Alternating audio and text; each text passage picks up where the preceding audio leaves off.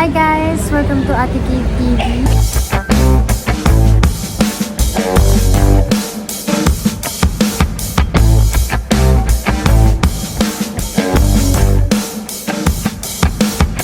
I have decided to share the gospel.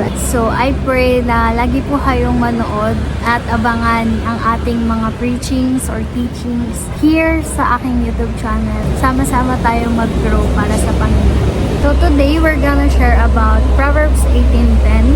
The name of the Lord is a strong tower. The righteous runneth into it and is safe. As a Christian, ating sandalan ay si Lord lamang. We are blessed because we have the name of the Lord upang tumulong sa atin. Pwede nating tawagan every time na nangangailangan tayo or every day. Actually, hindi lang pag every time na may kailangan tayo, every time na nalulungkot tayo, every time na masaya tayo, every time na wala tayong ginagawa, every time na naalala natin si Lord, dapat lagi talaga natin pinupuri ang Diyos. Dapat lagi natin siyang sinasamba at lagi natin siyang inaalala. The righteous runneth into it and is safe. And if you love God, God will be your righteousness. Hindi ka babase sa sarili mong gawa, hindi ka babase sa sarili mong mga kaalaman, kundi babase ka sa wisdom na nanggagaling sa ating Panginoon. I just wanna talk to you guys about my karanasan. Simula nung basa ako ng Bible, ng totoong basa talaga, and every day 10 chapters. I know it's a few but still a lot for someone na busy every day. But you know what? I just commit to God and I just tried. Even I don't feel it, even nakakatamad, hindi na ako babase doon sa nararamdaman ko. Hindi babase na ako doon sa kailangan ko itong gawin. Hindi pwedeng hindi ko ito gawin. So after those days na sineryoso ko na si Lord, grabe, totoo talaga yung Bible.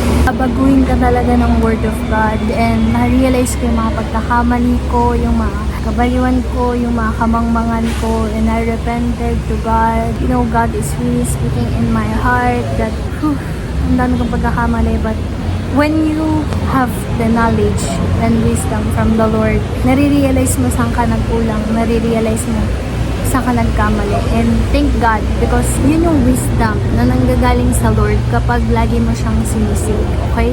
When you only trust in the name of the Lord, which is Jesus Christ, you should run unto His name. You should do everything in His name.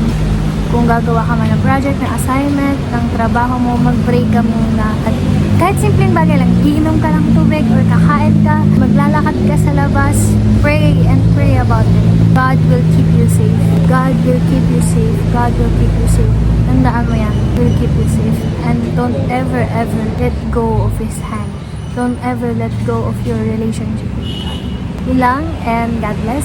Let's all pray. Thank you, Jesus, for this day that you have given us. At nakasama ko si brother or si sister man. I pray na tulungan niyo po ang kanilang mga puso at isipan na matutunan na mas marami pang matutunan para sa inyo, O God, and mas makilala ka nila ano man yung pinagdadaanan nila, or kung masaya man sila, Lord, I pray na samahan mo sila, Panginoon, tulungan mo sila at mag-provide kayo sa kanilang mga buhay, O God. Jesus, I know there's power in your name. Heal us, O God, in Jesus' name, and restore our soul, O God. Wala mang po ang tinataas, pinagkait sinasamba namin. In Jesus' name I pray. Amen.